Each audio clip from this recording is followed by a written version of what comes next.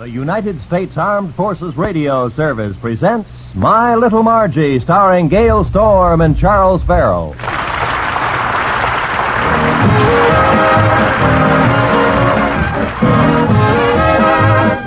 Like most hard-working executives, Margie's father, Verne, needs a little relaxation now and then. But what Margie objects to is where Verne relaxes. And the same objection is shared by Verne's lady friend, Connie. Connie, we're going to have to do something about Dad. He's going to his lodge again tonight. What? Another visit to the ancient fraternal order of roosters? That's right. Dad's a very enthusiastic rooster, especially since they elected him Featherhead. Margie, that's head feather, but only of the local nest.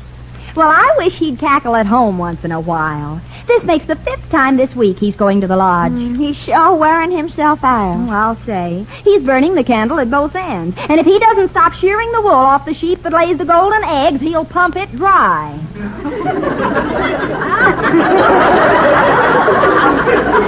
Huh? Well, what I mean is... Never mind, Margie. I see what you mean. But I don't know why. Hi, girls. How's everything? Have you heard our new lodge slogan? Fly up high, be a booster. Salute him, boys. He's a cockeyed rooster. But, Dad, roosters can't fly very high. Oh, no? You should see our lodge meetings. But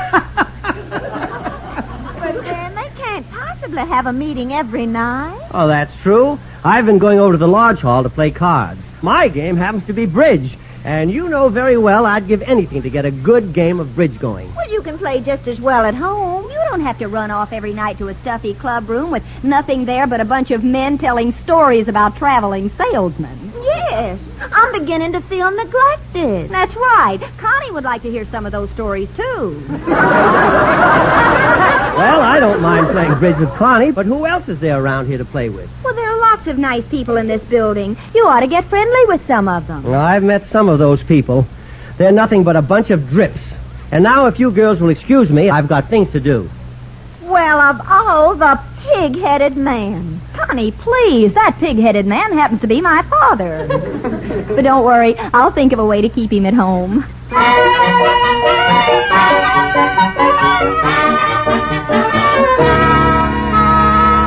Dad, Connie and I have compiled a list of some of the nicer tenants in this building. Yes, Verne, and I'm sure any of them would make lovely bridge partners. We ought to invite them up and show a little neighborly spirit.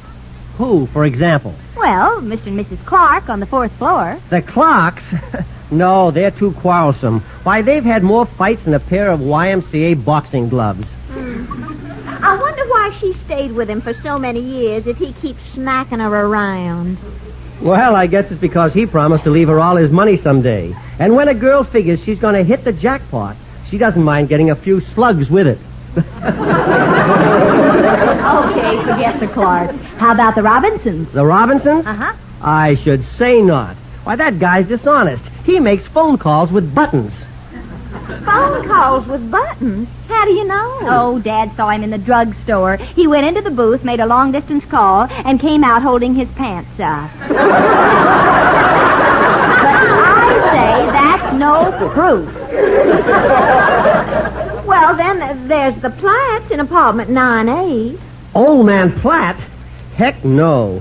He keeps boring me with his troubles. He told me that he worked day and night for years to build up a thriving, prosperous business.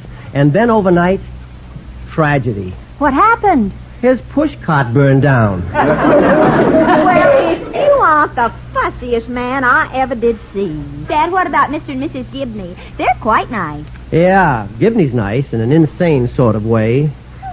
What do you mean? What's wrong with Mr. Gibney? Oh, that crazy inventor. He's trying to cross radishes with lead so he can get repeater pencils. Well, I think he's very interesting.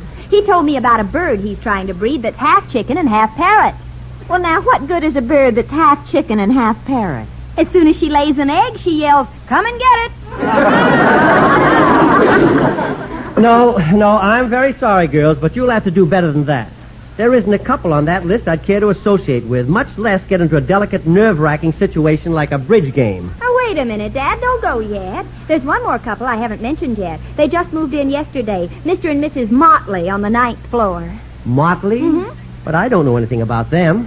I do. Mrs. Odette.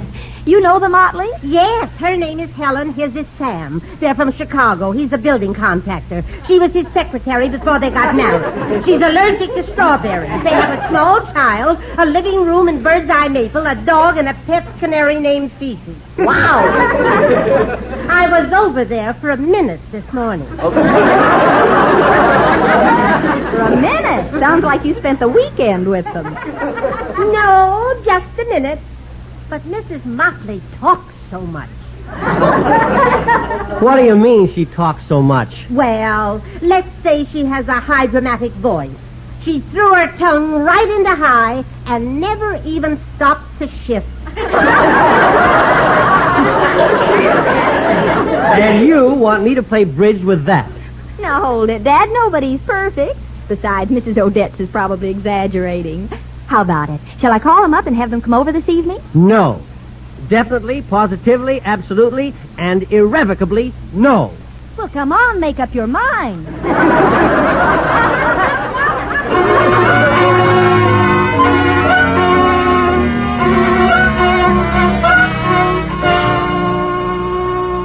Well, goodbye, Margie. I'm going.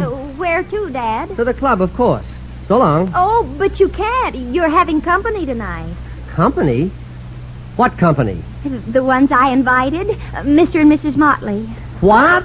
I distinctly remember saying not to. Oh, that was just your outer self talking. Your inner self probably wants to meet them very much. My inner self? Holy mackerel, how do you know so much about my inner self? I guess I'm nothing but a peeping Tom. Besides, they sounded like very nice people when I talked to them on the phone. They said they'd be glad to come over and play cards tonight. Fine, then they can play with my inner self. My outer self will be at the club. Call me up and let me know who won. Now, Dad, it's too late to back out. Now they'll be here at 8 o'clock. Oh, the things you do to me. And I suppose you're all set for a big, exciting evening. Oh, I wouldn't say that. I'm seeing Freddie. I've seen Freddie, and I wouldn't say it either. I mean, we're going to a movie, that's all. Margie! Oh, Margie! That sounds like Freddie now. Really? I thought it was a lovesick tugboat calling to its mate. Hiya, Margie. Hi. Hello, Mr. Albright. Well, speak of the devil. The devil? Gee, I'd like to hear that story. What story? The one about the devil.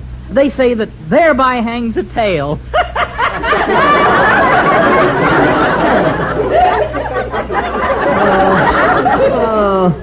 Oh, this is the end. Well, Pipsqueak, so you're going to the movies, eh? Yes, sir. I see every movie that's worth sneaking into. You shouldn't sneak in. Haven't you learned that crime doesn't pay? So what? Neither do I. Besides, I have certain methods that are foolproof. My favorite is where I insult the guy at the door and he punches me in the nose. Well, how does that get you into the show? They've got to take me inside to revive me, don't they? I've got just one question to ask. What's that? How can anybody tell when you come to?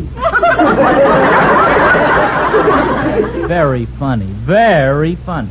Don't worry, Dad. Freddie's not going to sneak in with me along. That's right. When I take Margie, I pay for the tickets in the usual way. What usual way? She gives me the money. Well,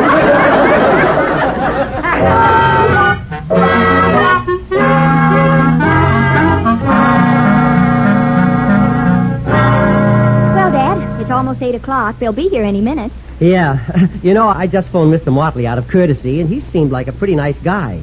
By the time we were through talking, we were calling each other Verne and Sam. I guess Freddie and I will be getting along to the show. Have a nice game, Dad. Oh, just a minute, Margie. I was saving the best news for last.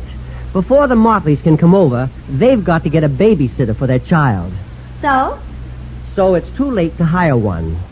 So? So, who do you think isn't going to the movies tonight?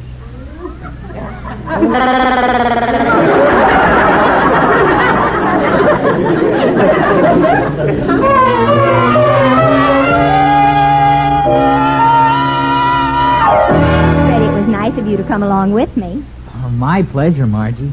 While you're sitting with their baby, I'll be sitting with mine. Well, let's see. 9A, 9B. Oh, here's their apartment. Yes? Good evening, Mrs. Motley. Oh, hello, children. Come in, come in. Mrs. Motley? No, now don't tell me. You must be Margie. Yes. And this is... And this is Freddie, of course. That's right. Oh, my, you're so cute. What a lovely couple. I hope you'll take good care of Junior. There's cookies and ginger ale in the kitchen for you. Let me take your coats and fruit in a bowl. Just make yourselves at home. Is there anything you want to do? Just ask for it. When will we get a chance? What? He means with Junior keeping us busy. Oh, Junior won't be any trouble. Oh, Sam, they're here. That's my husband. Junior's asleep. Sam, come on, we're late. And be sure you don't wake Junior up. If he's not awake now, he's got a tin ear. All right, Helen. Oh, hello, kids. Well, I was just checking on Junior. Looks like a little angel when he's sleeping. Helen, are you ready? All ready, dear. Fine, come on, let's go. If there's one thing I like, it's a good game of cards. Well, see you later, kids. Thanks. Good night, children. Boy, that gal can really talk. Her mouth seems to be forever open. I'll bet her husband's afraid to take her to the beach. Her tongue might get sunburned. Well, anyway, there's one good thing. The baby's asleep. Yeah, I'm glad of that. I've never taken care of a baby before. Ah, don't worry. Sounds like this kid's a pretty solid sleeper. But suppose he wakes up. Suppose we have to give him a bath. Do you know how to test the temperature of the water? Oh, sure. If the baby gets red, the water's too hot. If the baby gets blue, the water's too cold. But what happens if the baby turns white? That just proves he needed a bath. Freddie, do you think we could take a look at him? I love to watch little children. Oh, sure. Come on into the bedroom. Hey, be careful, Margie. Now, don't make any noise. Don't worry. There he is, Freddie. Isn't he sweet? Sleeping with the covers over his head. With a mother like that, that's just self-defense. You know, a baby like this does something to me. It arouses all my maternal instincts. I want to hold him in my arms and rock him gently and hum a lullaby in his little pink ear. Just try it, sister, and I'll build you one. Junior, you're supposed to be a baby. Yeah? What are you supposed to be, prune face? I see a better head on a glass of beer.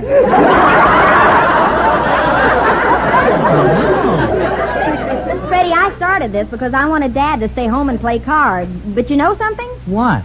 We got the raw deal.